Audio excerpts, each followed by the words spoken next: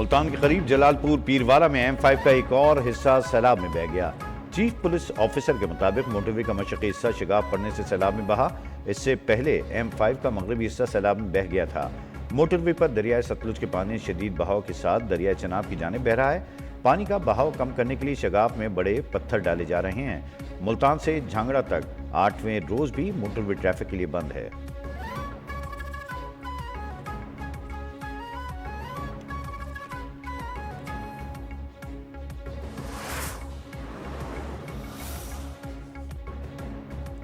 دریائے سندھ میں کوٹلی اور سکھر بیراج پر درمیانی درجے کا سیلاب۔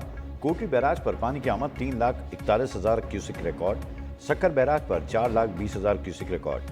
گڈو بیراج پر سیلاب نچلی درجے میں تبدیل، بہاؤ کم ہو کر 3,19,000 کیوسک ریکارڈ۔ دریائے ستلج میں گنڈا سنگھ والا پر بدستور درمیانی درجے کا سیلاب ہے۔ ہیڈ اسلام اور ہیڈ سلیمانکی پر بھی نچلے درجے کے سیلاب ریکارڈ کیا گیا۔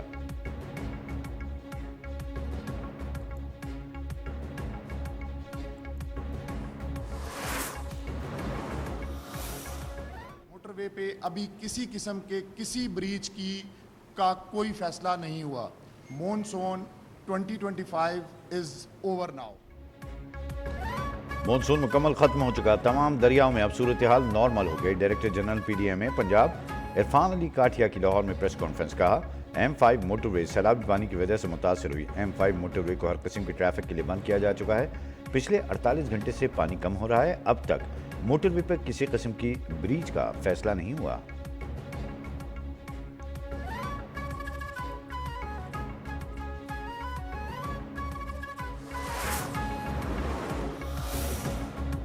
پنجاب حکومت کا سیلاب متاثرین کی بحالی کے لیے آپریشن شروع کرنے کا فیصلہ۔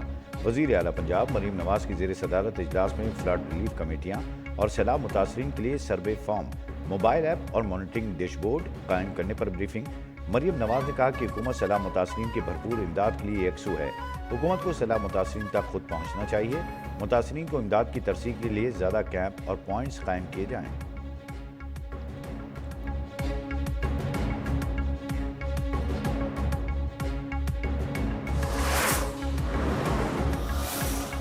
کافی کنٹریز کا ڈیزائر ہے اس ڈیولپمنٹ کے بعد کہ وہ بھی اس طرح کے کوئی ارینجمنٹ کرے۔ ایوری مسلم جو ہے وہ تو ویسے ہی حرمین شریفین کے لیے قربان ہونے کے لیے تیار ہوتا ہے۔ لیٹس بی فرینک کہ سعودیہ نے بھی کبھی پاکستان کو مشکل وقت جب آیا، سعودیہ ہمارے ساتھ ہمیشہ کھڑا رہا۔ پاکستان اور سعودی عرب دفاعی معاہدہ ایک رات میں طے نہیں پا گیا، اس میں کئی ماہ لگے ہیں۔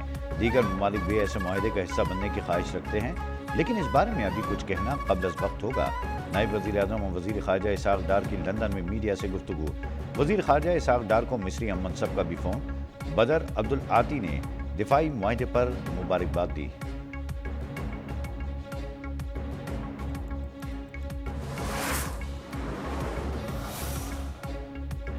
پاک سعودیہ دفاعی معاہدے سے بھارت کو ہونے والی پریشانی فطری ہے۔ بھارت کا چیخے مارنا کوئی مسئلہ نہیں ہے۔ خلیجی ملکوں کے لیے معاہدے کا دروازہ کھلا ہے۔ عرب اس کی طرف دیکھیں جو تحفظ دے سکے گا۔ وزیر دفاع خارجہ آصف کا انٹرویو۔ کہا، سعودی عرب سے دفاعی معاہدے کی شرطیں خفیہ نہیں، ہماری تمام دفاعی صلاحیتیں سعودی عرب کو حاصل ہوں گی۔ حرمین شریفین کا تحفظ ایک مقدس فریضہ ہے۔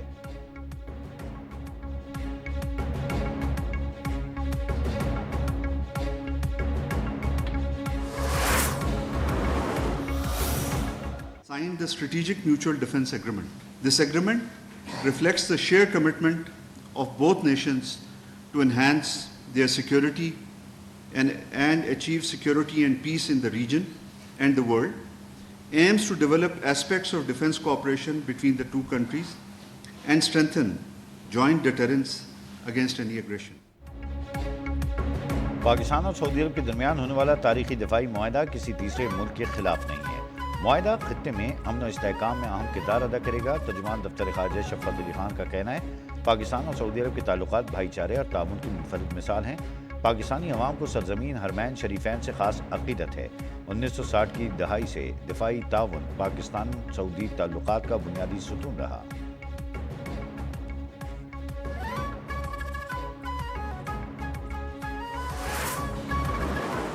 وزیر اعظم ہوا کرتا تھا جس کو الٹی سیدھی حرکتوں پر جہاز سے اتار دیا گیا۔ دوسرا وزیر اعظم नवाज शरीफ का शहबाज शरीफ जब उसका जहाज सऊदी एयर स्पेस में एंटर हुआ तो उसको सऊदी जंगी जहाजों की सलामी दी गई। पाकिस्तान अब आगे बढ़ गया। हरियाणा में मौजूद शख्स माजी का किस्सा बन चुका है।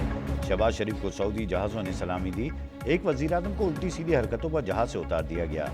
वज़ीर आला पंजाब मरीम नवाज का सरगोदा में इलेक्ट्रिक बसों की इफ्तिताई तकरीब से खिताब बोली, सऊदी अरब में जो इज्जत मिली दुनिया देखती रह गई।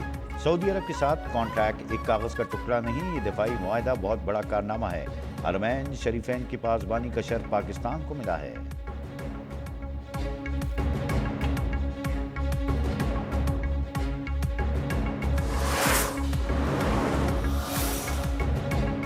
वज़ीर आज़म शहबाज शरीफ की जनेवा में नवाज शरीफ से मुलाकात। सदर नूली को पाक सऊदी अरब दिफाई मुआहदे से आगाह किया। शहबाज शरीफ सऊदी अरब में तारीखी दिफाई मुआहदे के बाद लंदन पहुंच गए। दौरे बरतानिया के बाद अमेरिका जाएंगे। सदर ट्रंप से मुलाकात का भी इम्कान। वज़ीर आज़म न्यूयॉर्क में अक़वाम मुत्तहिदा की जनरल असम्बली से खिताब।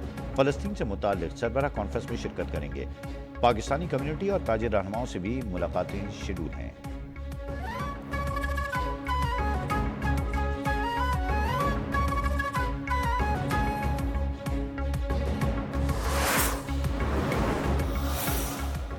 हुआ है। मैं समझता हूँ कि दोनों ममालिक के लिए ये एक बहुत पॉजिटिव डेवलपमेंट है और मैं वज़ीर आज़म साहब को उनकी पूरी टीम को मुबारकबाद देता हूँ। उम्मीद है कि वज़ीर आज़म साहब जो वादा करके गए हैं कराची को शहबाज स्पीड देने का, उसी के हवाले से वो काम करता रहेगा। Chairman peoples party Bilawal Bhutto की पाक सऊदी दिफाई मुआहदे पर वज़ीर आज़म और उनकी पूरी टीम को मुबारकबाद। कहा, उम्मीद है वज़ीर आज़म कराची में मनसूबों की स्पीड से मुताल्लिक़ अपने वादे को पूरा करेंगे। कुदरती आफत के दौरान सियासत नहीं करनी चाहिए। पाकिस्तान ने बदतरीन सैलाब का सामना किया है। सैलाब से पंजाब सबसे ज़्यादा मुतासर हुआ। सिंध के भी कच्चे के इलाके में लोग सैलाब से मुतासर होंगे। बदकिस्मती से कुदरती आफत के बाद अब तक आलमी सतह पर इमदाद की अपील नहीं हुई। आलमी सतह पर इमदाद की अपील करना सैलाब मुतासरीन का हक था।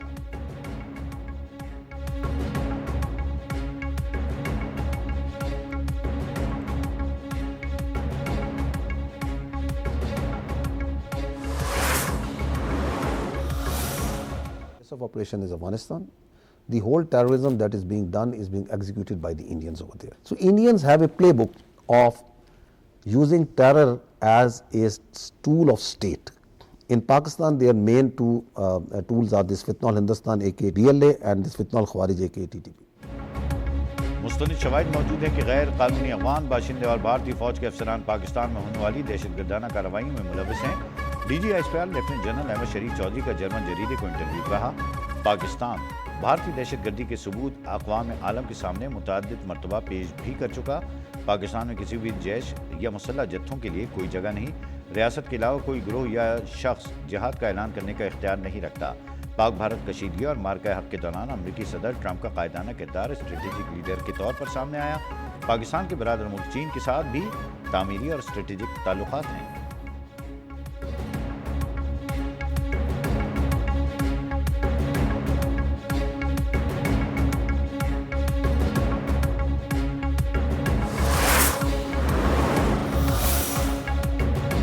पाकिस्तान का भारत के लिए फ़िज़ाई हदूद मज़ीद एक माह बंद रखने का फैसला। पाकिस्तान एयरपोर्ट अथॉरिटी ने भारतीय तैयारियों के लिए पाकिस्तानी फ़िज़ाई हदूद की बंदिश में तोसी का नया नोटिस जारी कर दिया। पाक भारत जंग के बाइस पाकिस्तान ने भारतीय तैयारियों के लिए 23 अप्रैल से फ़िज़ाई हदूद बंद कर रखी है।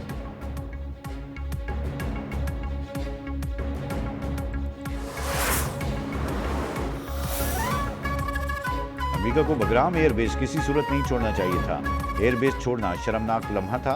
बगराम एयरबेस की वापसी और अमेरिकी फौज की तैनाती के लिए अफगानिस्तान से मुज़ाकरात जारी हैं। अमेरिकी सदर डोनाल्ड ट्रंप की ओवल ऑफिस में मीडिया से गुफ्तगू। कहा, चीनी सदर और मैंने टिकटॉक डील की मंजूरी दे दी है। टिकटॉक की सख्त निगरानी करेंगे। सिक्योरिटी पर समझौता नहीं होगा। चीनी सदर से गजा और यूक्रेन रूस मामले पर बात की है। यकीन है कि रूस यूक्रेन तनाज़े के खात्मे के लिए चीनी सदर साथ देंगे।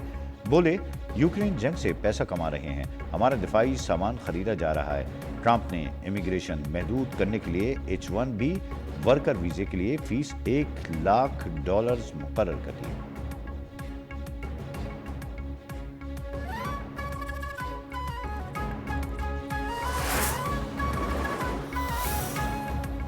اقوام متحدہ کی سلامتی کونسل نے ایران پر پابندیاں ختم کرنے کی قرارداد مسترد کر دی۔ ایران پر اقتصادی پابندیاں برقرار رکھنے کا فیصلہ۔ ایران پر نئی پابندیاں روکنے کے حق میں 4 ممالک نے ووٹ دیا۔ 9 ممالک نے پابندیوں میں نرمی کی مخالفت کی، 2 ممالک نے ووٹنگ میں حصہ نہیں لیا۔ پاکستان، روس، چین اور الجزائر نے اس قرارداد کے حق میں ووٹ دیا۔ ایران نے فیصلے کو سیاسی جانبداری قرار دے دیا۔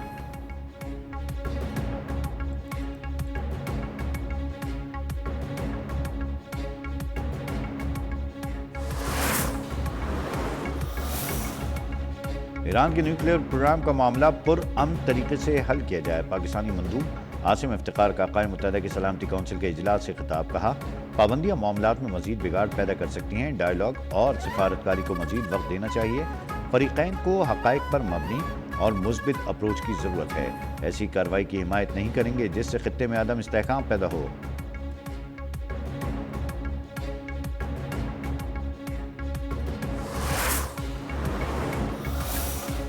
حزب اللہ کی سعودی عرب کو تمام اختلافات بھلا کر نئے باب کے آغاز کی دعوت۔ سربراہ نعیم قاسم نے کہا کہ خطے کی طاقتوں کو حزب اللہ نہیں بلکہ اسرائیل کو مشرق وسطیٰ کے لیے سب سے بڑا خطرہ سمجھنا چاہیے۔ حزب اللہ کے ہتھیار صرف اسرائیل کی طرف ہیں، نہ کہ لبنان، سعودی عرب یا دنیا کے کسی اور ملک یا ادارے کی طرف۔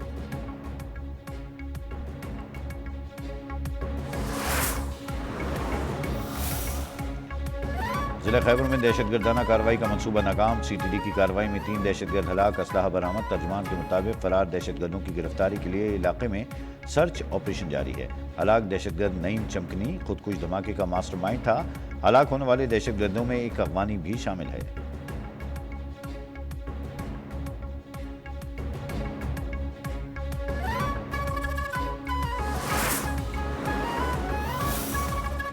اقوام متحدہ کی جنرل اسمبلی میں فلسطین کی شمولیت سے متعلق اہم قرارداد منظور۔ قرارداد کے حق میں 145 ووٹ، مخالفت میں 5 ووٹ آئے۔ 6 رکن ممالک نے رائے شماری میں حصہ نہیں لیا۔ قرارداد میں فلسطین کی اقوام متحدہ کی سرگرمیوں میں بامعنی شرکت کے لیے طریقہ کار وضع کیا گیا ہے۔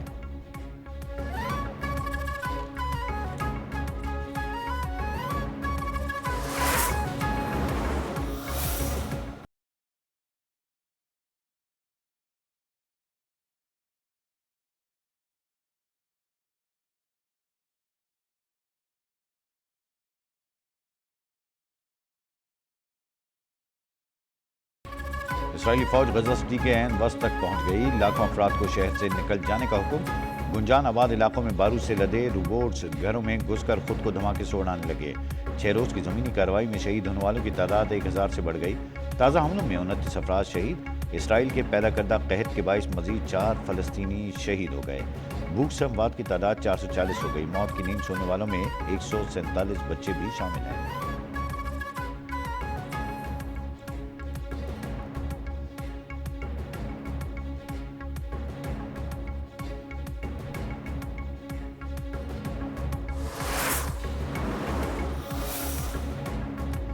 کرتارپور گردوارہ میں بابا گرو نانک کی 486ویں جوتی جوت کی تقریبات جاری۔ دربار صاحب میں دعائیہ الفاظ کے ساتھ تقریبات کا آغاز ہوا۔ تقریبات 3 دن تک جاری رہیں گی۔ اختتامی دعا 22 ستمبر کو ہوگی۔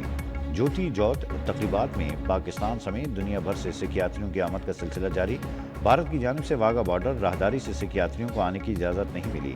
دربار انتظامیہ کے مطابق میڈیکل، پانی، بجلی، لنگر، رہائش اور ٹرانسپورٹ کے خصوصی انتظامات کیے گئے ہیں۔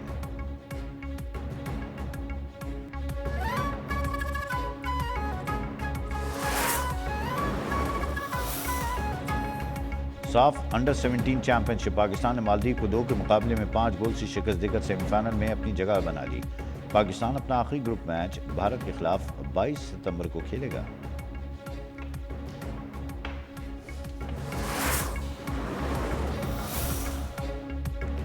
اور آخر میں جانیے کہ ایشیا کپ میں بھارت نے عمان کو 21 رن سے شکست دے دی۔ 189 رنز کے ہدف کے تعاقب میں عمان کی ٹیم 167 رن بنا سکی۔ میگا ایونٹ میں اتوار کو روایتی حریف پاکستان اور بھارت ایک مرتبہ پھر آمنے سامنے ہوں گے۔